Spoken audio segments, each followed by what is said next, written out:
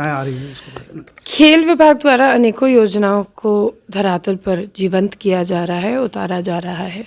जहां एक तरफ जो ऐसे नौसिखिए खिलाड़ी हैं, एमेच्योर खिलाड़ी जिनको कहा जाता है, उनके प्रोत्साहन के लिए स्पॉन्सरशिप की योजना का पोर्टल खोला गया है, जहां एक फेज़ में एक लेवल पर 3 लाख और दूसरे लेवल पर 5 लाख तक की सहायता दी जाएगी। अमूमन क्या देखा जाता है कि खिलाड़ी जब कोई पद या पदक जीत जाता है, तभी उसको प्राइवेट या सरकार की स्पॉन्सरशिप या प्रोत्साहन राशि मिलती है। बिहार सरकार ने उस चीज़ को बदला है और जो युवा खिलाड़ी हैं, जो अभी किसी कोई ऐसा पदक नहीं जीता है लेकिन जीतने की क्षमता रखते हैं, टैलेंट रखते हैं, उनको बढ़ावा देने के लिए इस योजना को धरातल पर उतारा गया है। जहां एक तरफ माननीय मुख्यमंत्री जी की सोच थी कि प्रत्येक जिला में एकलव्य कॉलेज खुलना चाहिए, वहीं आज माननीय मुख्यमंत्री जी ने अपनी सोच को प्रधानमंत्री जी के साथ जोड़ते हुए लगभग 68 एकलव्य स्कूल्स को खोलने का वादा किया है। अभी 15 स्कूल्स चल रहे हैं। आने वाले 2 महीने में यानी कि मार्च का वित्तीय वर्ष लगभग समझिए, मुझे लगता है कि 60 एकलव्य स्कूल चलंत हो जाएंगे। इस एकलव्य स्कूल में बचपन से लेके जो सही प्रशिक्षण मिलनी चाहिए खेलकूद के लिए, उसकी व्यवस्था की जाएगी। वहाँ रहने खाने पीने की व्यवस्था की जाएगी और साथ ही साथ खेल को आगे बढ़ाते हुए शिक्षा कहीं पीछे ना छूटे, तो वहाँ पर शिक्षा भी बच्चों को दी जाएगी, जो कि एक स्कूल मॉडल के तहत रन करेगा। साथ ही साथ बड़ी एकेडमीज़ खोलकर प्रत्येक जिला में अलग अलग केंद्र बनाने से, सेंटर ऑफ एक्सीलेंस कह लीजिए या खेल एकेडमी कह लीजिए, उस माध्यम से अनेकों और ऐसे ओलंपिक स्पोर्ट्स को, समर ओलंपिक स्पोर्ट्स को बढ़ावा दिया जाएगा, जिसमें कि शूटिंग जमुई में रहेगा, बांका में वाटर स्पोर्ट्स रहेगा, आर्चरी के लिए जिला चयनित कर रहे हैं हम लोग, स्विमिंग के लिए एक बड़ी रूप में, तैराकी को बढ़ावा देने के लिए हम लोगों ने इंटरनेशनल स्विमिंग फेडरेशन से बातचीत शुरू कर दी है और निश्चित रूप से वो हमारी मदद करेंगे, चाहे वो टेक्निकली हो या फाइनेंशियली हो। इस तरह से स्विमिंग को आगे बढ़ावा दिया जाएगा। मेडल लाओ नौकरी पाओ जो योजना है, उसको धरातल पर उतारा गया है। पिछले वर्ष 71 ऐसे खिलाड़ी थे जिनको इसका लाभ मिला, अभी बढ़ के वो 88 हो गए हैं और मुझे उम्मीद है कि आने वाले समय में ये संख्या बढ़ती ही रहेगी।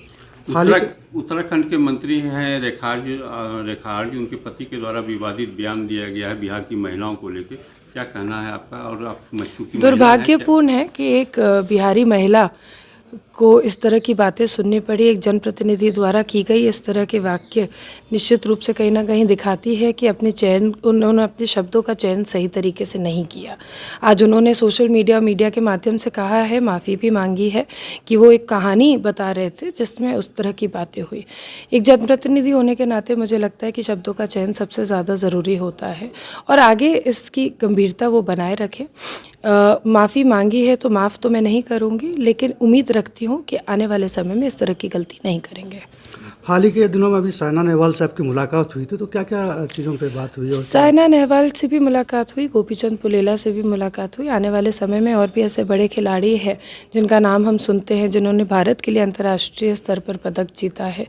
वैसे बहुत से खिलाड़ी हैं जो अब बिहार में आकर अपनी एकेडमीज़ खोलना चाहते हैं, बिहार सरकार से मदद मांग रहे हैं। तो मुझे लगता है कि जब एक कोई बड़ा खिलाड़ी जो अपने अनुभव के साथ, सही टेक्निकल स्टाफ के साथ आके बिहार के बच्चों को प्रशिक्षण देगा, बिहार के खिलाड़ियों को आगे बढ़ाएगा, तो बिहार को आने वाले समय में, चाहे वो नेशनल गेम्स हो या इंटरनेशनल इवेंट्स हो, वहाँ तक पहुँचने में सहूलियत मिलेगी और एक बड़ा हैंड होल्डिंग जो होता है खिलाड़ियों को, उसमें सहायता मिलेगी। आप आईटी मंत्री हो, आईटी में क्या कुछ भी नया विकास होने वाला है जिससे कि बिहार में रोजगार जो है उपलब्ध हो? आईटी में लगभग मुझे लगता है कि 10 से ज़्यादा MOUs साइन किए जा चुके हैं, जिस माध्यम से जो प्राइवेट इन्वेस्टर्स हैं वो बिहार की ओर बढ़ रहे हैं। रोड शो भी ऑर्गेनाइज़ किया गया है जिसमें कि अब सब लोग बिहार तक आए, उससे पहले बिहार अन्य और ऐसे राज्य में जाएगा जहां पर कि आईटी सेक्टर बूम कर रहा है और जो युवा हैं उनको रोज़गार सृजन कराया जाएगा। बांग्लादेश में लगातार इन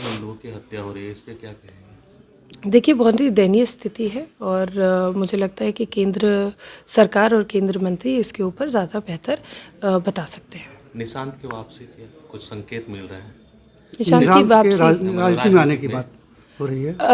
देखिए, जैसा हमने कहा कि निशांत जी यदि राजनीति में आना चाहते हैं तो इसमें कोई दो मत नहीं है। उनके पास जो उनके पिता, उनके जो गुरु हैं, वो सब बहुत बेहतरीन राजनेता बिहार के लिए बन के निकले, जिन्होंने सबसे पहले बिहार को इस गुंडा राज से, इस गुंडागर्दी से निकाला और मूलभूत सुविधाओं को घर घर पहुंचाने का काम किया। मुझे नहीं लगता कि अगर एक बच्चे को हम देखते हैं तो बच्चे के लिए सबसे पहला रोल मॉडल उनके पिता, उनकी माता होते हैं। तो आगे बढ़ के अगर वही प्रोफेशन जो उनके पिता या माँ चुनते हैं उसमें अगर कोई बच्चा आना चाहता है तो उसमें कोई गलत बात है या उसमें कोई भी टिप्पणी करने की आवश्यकता है।